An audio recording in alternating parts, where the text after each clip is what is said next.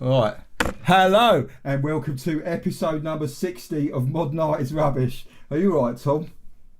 Yeah, hi Marcus. Yeah, I'm brilliant, thanks. I should be more depressing as my world is just falling apart, but we won't talk about that. I'm actually fired up. I'm using it as fuel to drive this podcast, Tom. Excellent. Well, I hope it's good for the environment, this fuel. Oh, it is absolutely. Now, after we talked about Aubrey Beardsley last week, and there was obviously, quite scandalous and quite caused a lot of controversy and a lot of discussion, I thought I'd take an easy topic and talk about statues and a black square, just to give us a nice easy subject to talk about. Well, we've seen a lot of black squares in the last few weeks, haven't we? Oh yes, and this is something that we're going to be talking about, is particularly that made me think of the history of the black square. And also we've got one little news story before we get to the main part of the show, which is the black square. Made it sound like some kind of ominous thing. The black square. Yeah, the Black Square Massacre. Oh, what's the Black Square Massacre? What I don't know. It was just the first ominous thing that came into my head. I've heard of the Valentine's Day Massacre. I've never heard of that. But throughout art history, there has been lots of black squares popped up before the modern usage of it.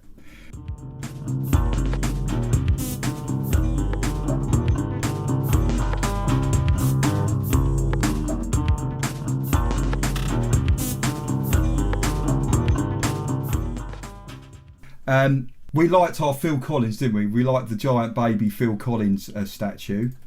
So the first one I want to talk about is just another giant statue. So whilst a lot of statues are getting pulled down, in Latvia they're actually building one, which is it's quite a novel take on the current climate. Which member of Genesis is it?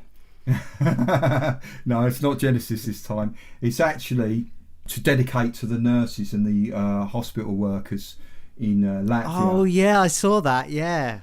Yeah. So what it is it's outside the Latvian National Museum of Art, and what is it? I mean, it's a huge 6-foot statue of a doctor or a medical worker with their blue mask on and their outstretched arms, and it just looks really big. It looks quite cool, actually. Yeah. Yeah, so I like that, and that's actually been made by the Latvian artist Aigars Biksai. Sorry to anyone who's Latvian is listening, my Latvian pronunciation is not very good. Sure. Yeah. Did you see that other one, actually, speaking of? There was another papier-mâché statue that was made in Bristol. Now, for those of you that are not from the UK, there was a statue of a rather distasteful slave trader that was pulled down in recent protests, and someone's put quite near to the site a kind of like a fat bald white bloke, and he's on his phone. Kind of seems like a kind of a symbol for a lot of the outraged people. Sure. It's quite relevant to the black square because on Instagram and Facebook everyone's putting the black square and they're just people on their phones, isn't it? And whenever I see like Instagram stuff, I always just imagine people on their phones. Yeah, just for people who don't know about it. I mean, I wonder who doesn't know about it. But wasn't it? It was on a Tuesday. There was a day on Tuesday in early June where everyone in support of Black Lives Matter was told to basically come off social media and just put a black square up and use that time to get involved in non-online campaigns, or maybe to educate themselves about black history and the Black Lives Matter movement. Yeah. So I can say I still got streams on Spotify that day, so I don't know if everyone was paying attention. Oh, what do you mean? People were still listening to your song? What's your song called, incidentally, Tom? Well, Star Splitter, you know. No, nicely put.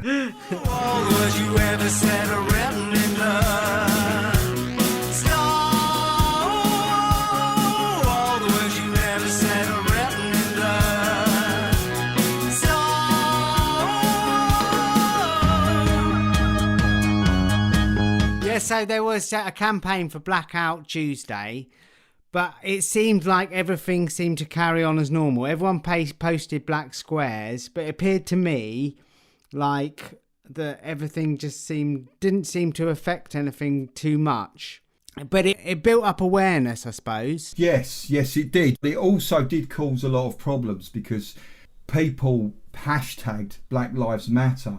So there were people that needed to get the latest information on what was going on with the protests and with the movement. And all they were doing was going to typing in Black Lives Matter hashtag and end up scrolling through loads of black squares. Yeah.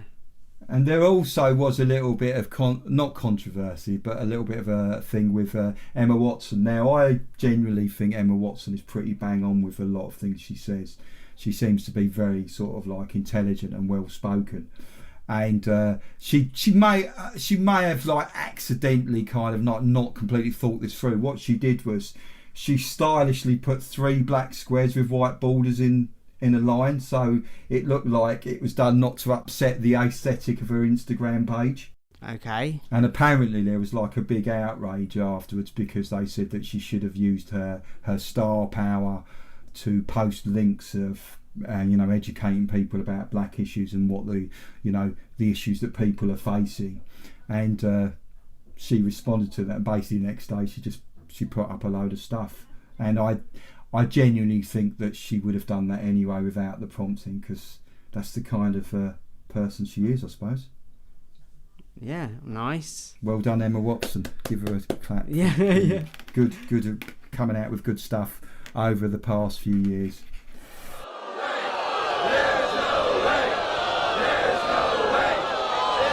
I suppose we are going to get onto this right now. There's not much leeway for like artistic expression with a black square. No. I mean, how far can you go? Like, okay, you've got to do a black square. I mean, how much that doesn't seem to stretch very far artistically. Visually, maybe I should say. Visually, perhaps, but this is what we always talk about. The idea behind the artwork is as important as the actual artwork, and a brief history of the black square is what we're going to be doing. And there's been a lot of works that still continue pretty much up to this day relating just to the black square. Now, the first time this was ever done is actually a lot earlier than people might think. In 1617, an English artist called Robert Flood created a work that was called The Great Darkness, and that was a black square, and around it had "and so on without end" around the edge. Now, was he like super ahead of his time doing conceptual art? No, he wasn't. He literally was trying to create or show an image of the point before creation. So before God said there should be light on the situation, and that's what he was showing. This is ground zero. Should we call it the universe ground zero? Yes, it is, and interestingly enough, that does come up a little bit later as well, which is well mentioned. But that is almost like it's the before time. Now, it's to someone in the 17th century, seeing that they would have thought, oh my God, that would have been like, wow, that's quite profound, and they probably would have prayed and looked at it and did a bit of meditation and reflection. He's a witch, burn him.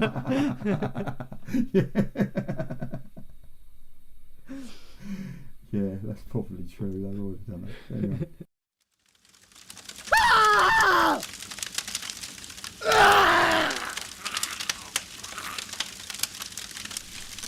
So, next in 1843, an artist called Charles Albert Darnot, who's actually was known as Berthold, he decided to draw a scene, Vue de la Hogue, Effet de Nuit. Sorry about my French there. And it's basically a view of La Hogue under the cover of night. Again, just a black picture, no light, nothing. I don't know, do you think that's a bit of a cop-out, that one? That I've just drawn something. It seems blacker than the previous one, but I don't know, because it's more modern, isn't it, relatively? Probably going over time as well. The fact that things fade over time as well, and also maybe the quality of the ink. I haven't actually looked into that, to be honest. I don't know if they had like a super black then. Certainly not the blacks that we have now, like Vanta Black and Black 2.0 or 3.0 as it's now known. Sure, yeah. So yeah, I was guessing his tongue was slightly in his cheek there, because that's a scam.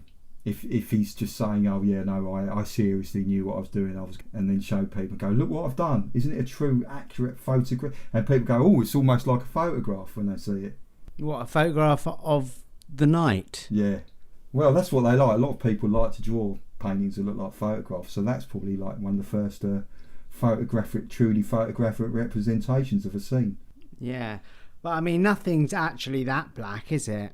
I mean, I know we're on like a balmy summer day today while we're recording this, but I mean, what is actually in nature like that black? What is actually black? There is nothing. I mean, he should have actually done a few stars or something like that, a few starlight. Well, yeah, if he called it dark matter, he would have been ahead of his time, wouldn't he? Yeah.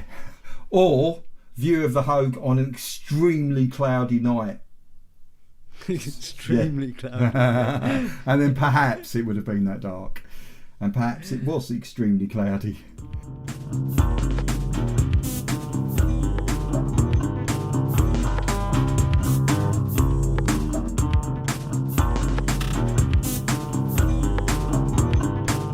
Now on to the next one. Now I want to say, before I start to talk about it, this is done by a guy called Paul Bilhall, and he was a French writer and kind of humorist. Now, he's done an artwork, and I have to say here that contemporary audiences at the time would have seen this joke as actually funny, and to our modern eyes, what I'm about to say is apparently a joke is actually clearly quite racist. And now it's a black rectangle, admittedly, and it's a completely black rectangle, and it was called Combat des Nègres dans un tunnel. Is the title of the work. Or now, the problem is with this, of course, is that one, it could be anyone fighting in a tunnel at night as well. The fact that they've picked black people fighting in a tunnel at night is kind of irrelevant. So it's actually made an issue, and the fact also they're fighting, it makes no difference. It would have worked if it was people in a tunnel at night dancing. Yeah. So you might think, oh, okay. Someone who's seen that might think, oh, you know, maybe that was a bit edgy comedy at the time, in big inverted commas, edgy comedy. So there's another artist who's a friend of this artist called Alphonse Alias, who released several works inspired by this artwork using several colours, and made a version called Black Men Fighting in a Cellar at Night, and that was in 1897. Now, he also did what are considered some of the first monochrome paintings of different colours ever made, and one was a completely white painting, and it was called Communion of Anemic Girls in the Snow, and that was in 1883. And another one called Apoplectic Cardinals Harvesting Tomatoes by the Shores of the Red Sea, and that was in 1884. This title was originally in French. Now, looking at those, again, there's also something that raises concern, that whereas the red characters, like the cardinals, they're angry, they're red-faced, and they're harvesting tomatoes by the shores of the Red Sea. It's all looking very red. It's not consistently red though, but they're actually given real people. They're real people with real jobs. They're cardinals. Do you know what I mean? They're not just made faceless. They're not just, again, given... They're not faceless anemic girls. Yeah, they're not said Communion of the Anemic Girls in the Snow. Again, it's another one. It's the same. It's the same treatment to an extent of the girls that's given to the black people shown fighting the Serengeti night. It's almost like there's a dehumanising in this humour. Yeah, but He's making a comment on the other artist, isn't he, with these? Or which came first? The artist in 1882 doing the fight in the tunnel. Right, yeah. So he only did one, that artist, and the artist Alphonse Alias, who's also a humorist and a sort of like a comic and a caricaturist as well as an artist, you know, and a writer. He made this as a series. It's satire, isn't it? Yes. It's artistic satire. Yeah, it's highly dated satire. Yeah. A precursor to modern art is rubbish. It's like art comedy. Yeah. What's that? It's art comedy. Yeah. Dubious art comedy. Well, you could say that about us, couldn't you? Yeah, we could. So this brings us up to the mother of all black squares. Interestingly enough, you using the term the 0 point in terms of reference to the earlier painting by Robert Fludd, The Great Darkness. Well, I used the term ground zero, didn't I? Yeah, or ground zero. Oh dear. Yeah. Oh dear. No. But the 0 point, yeah. Yeah, not ground zero. That makes more sense. Yeah, let's make ground that more. zero has too many connotations. Yeah. Sorry, you meant 0 point, not ground zero. Yes. Yeah. Yes, definitely. Le point zero. Again, this is by a Russian artist called Kazimir Malevich. He painted in 1915, although it was dated 1913, but people think it's painted in 1915. I don't know why. A black square. It was first exhibited in 1915. You can imagine it caused quite an outrage. When people walked into the gallery, it's hung up in the corner of the room, high up in the corner of the room. Now, traditionally, paintings of icons, of religious Russian icons, would be hung in this position. So people firstly are walking up, and there's this painting that's been having a statement made and saying this is a new icon. It's almost like saying it's a new icon of art. It's hanging in that position where only religious art had been hung before. Yeah, but this was when Dada was kicking off 1915, the First World War, and he's Russian, is he? Yes, create a time of real revolutionary fervour. So it's almost like that radical painting has, picked up some of that. What made it also revolutionary was it was purely about itself. Now, there was a lot of abstract work beforehand, but what abstract work at the time was doing was it was taking something that was already there, like something in nature, and deliberately starting to turn it into shapes and forms. So it was still referencing something. Whereas this was the first work of art that was purely about itself. So that's what makes it almost revolutionary. And it was an absence of everything, black, and absence of colour. And so it was almost like art had been building to this point. It was art that was only about art itself. Now, it was actually described at the time, as being the kind of like the 0 point of art. That's how he saw it. Kazimir Malevich, he saw it as a 0 point of art. Yeah. It's where art, it's almost like the absolute final thing in art, and also the beginning and the end. And similarly, going back to what we said earlier, it's like the universe. There is a theory that the Big Bang and the end of the universe almost are the same things. They're almost, and this is in my really, really simple knowledge of astrophysics. There is a theory that when the Big Bang started is actually at the same point that the universe ended. Yeah, that kind of in a weird way that seems to add up. Yeah, I know. Yeah. Yeah, well, they call it the Big Bang, don't they? And you can imagine if the universe was ending and starting, it would be a Big Bang, wouldn't it? Yes. The other thing I like about it is that when you look at this, people go, oh, it's a black square. Now, admittedly, when you look at it now, it looks pretty damn knackered. It's got cracks all over it, so it's not quite the purely black void that it once was when you see it. But people bring their own interpretations to it. So they look at it and they think, okay, you can think whatever, you can imagine whatever it is, you can use it to meditate on, you can bring your own views with it, and that is completely fine for this artwork. He's burnt the toast!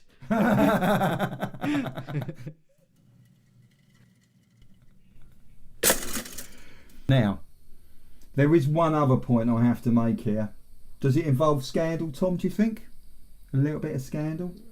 Well, you have said the word scandal 3 times, so I'm going to go with yes. Yeah, what a surprise for you.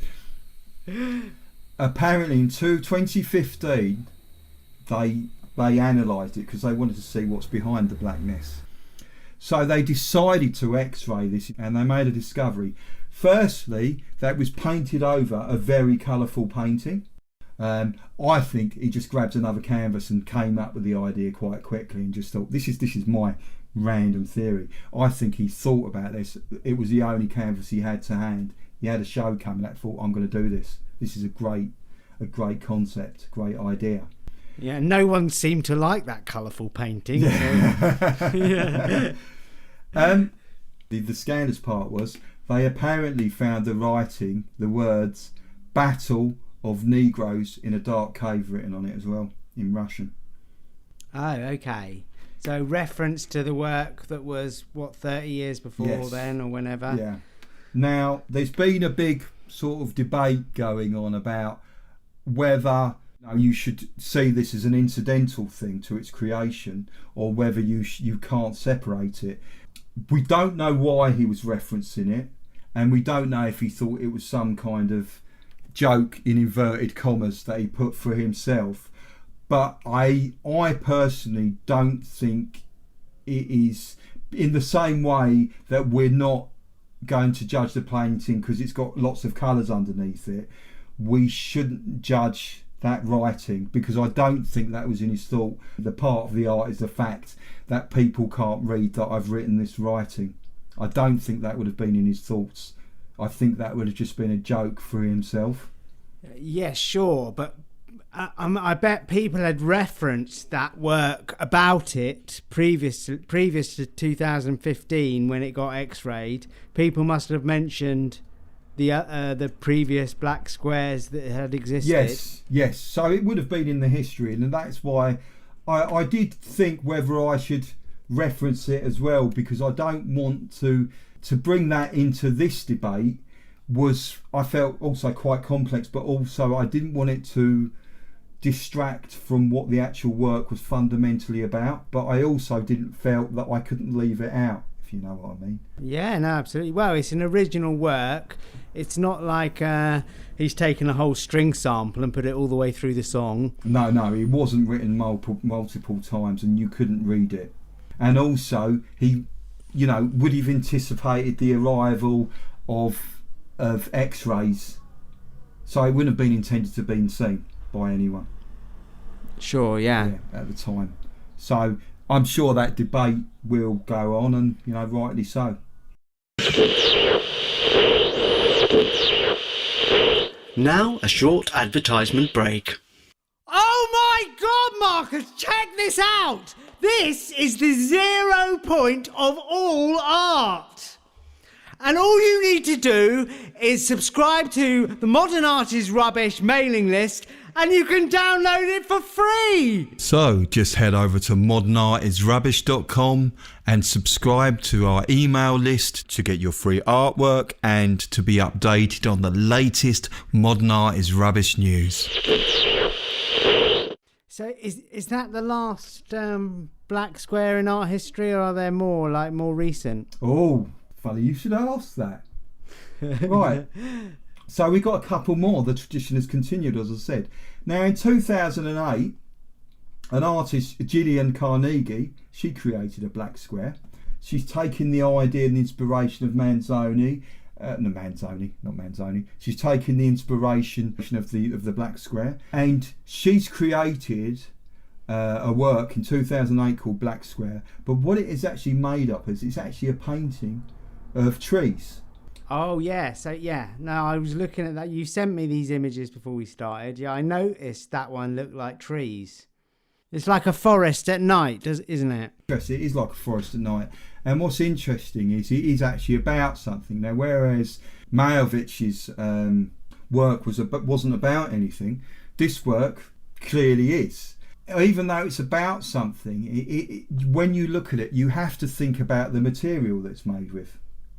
And do you remember when we talked about, if people listen to the Manzoni podcast, and he made a lot of abstract works that were purely about the material, it was about the paint and its properties.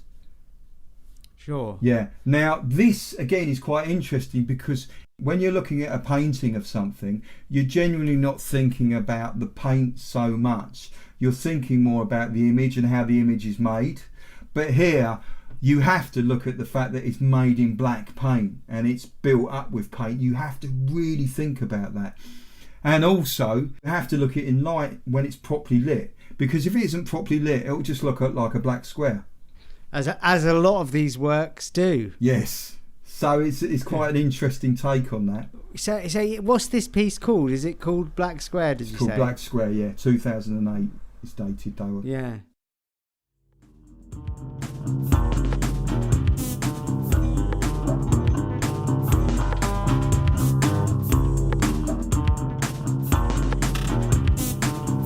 Now, there is one more, and it's a work that was inspired by a Black Square, and it's actually called Underneath the Bitumen. This is by an artist. It's a performance piece, and it was done in 2018, and it was done by a performance artist called Mike Pye. He's an Australian, and basically he liked the idea of the black square. He liked the idea that there's actually nothing there except a black square, and you bring all the ideas to it. What he liked about this work is it reminded him of bitumen, the black road surface material that's, everyone's seen. So what he decided to do was for 72 hours as a performance, he decided to live in a box under the street. So literally, they cut a hole in the street and he lived under it. When people went to see the artwork, there was no artist, it was just the road there. Yes, it's kind of like a David Blaine stunt or something. Yeah, it has definitely got that David Blaine stunt. And he said it was about the null of the image. It's about the fact that you have to use all your imagination. As you do with a black square, you have to bring all these extra ideas to it. I hope cars weren't going over the top, because when he came out, when he decided to finish the performance, I would hate to think of him coming out of the road and him getting run over. I think they may have actually just for safety reasons cordoned it off. I'm not sure, but apparently he said he did like the fact that he did provoke quite a violent kind of art criticism, because there are people once that just turned up and started jumping up and down on the space where he was and shouting. Yeah.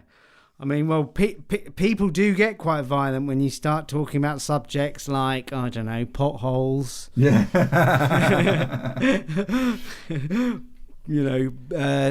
What do you call them? We call them sleeping policemen. I don't know what they call speed bumps. Sleeping policemen. Oh no. Yeah. Have you heard that before? No, I haven't heard sleeping policeman. Oh no. Why does even the word sleeping policeman make my mind go, is that okay to say that? Why does it do that at the moment? It's like, yeah, I'm going through, is that okay? Yeah, that's okay, that's fine. So the thing is that was against, it was about 20th century totalitarian violence. And I think it's probably, for me, that's maybe saying about the fact of sweeping it all under the carpet. It's sweeping it under the road, under the bitumen, is it called? Under bitumen, yeah. That's bitumen. What it's called, yeah. So he was greatly influenced by the black square as well. And and I'm now doing the symbol for a square. That's not a symbol, I'm actually drawing a square in the end. And that's the signal for a TV replay, isn't it? Oh yeah. Yeah, in charades, if anyone plays charades, yeah, I'm doing that. And that nicely squares up our circle. No, that doesn't work, does it? Ending the show with squares up our circle, does it? Well, that brings our universe to an end. Yeah, oh no. Only for a new one to begin at the 0 point of all podcasts for this week. Yes. Podcast 0.